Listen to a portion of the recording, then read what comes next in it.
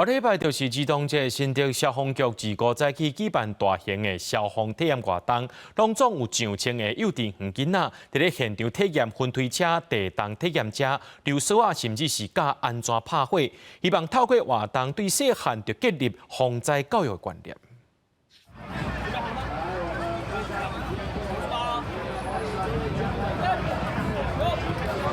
身躯点摆好锁啊，免几秒的时间就出落来安全的所在。看谁获得的分数最高哦！加油加油加油！搁泉水拍火以及高空分推车体验，让每一个来参加消防体验活动的囡仔，拢感觉真趣味，也对活动中学到正确的防灾知识。会不会害怕？不会，我玩过。你们下次遇到火灾的时候要怎么样？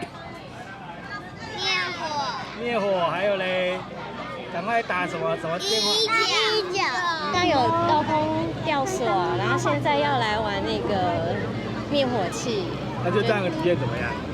很棒啊，小朋友都很开心。实际上就是他们可以真实的体验啊。新北市消防局伫儿童节进前举办大型的消防体验活动，除了让囡仔学习防灾知识，让囡仔了解消防员的辛苦。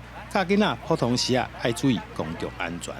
有云梯车的一个乘坐，然后有地震体验，有涉水体验，有我们的滑降，然后还有我们的一个防溺的一个体验。希望说从幼儿一些基本的一些消防体验，来让小朋友可以在消防教育、防火教育来向下扎根。活动现场佮特别安排搜救犬表演以及救护技术的学习体验，让囡仔参家长培养正确的救灾观念。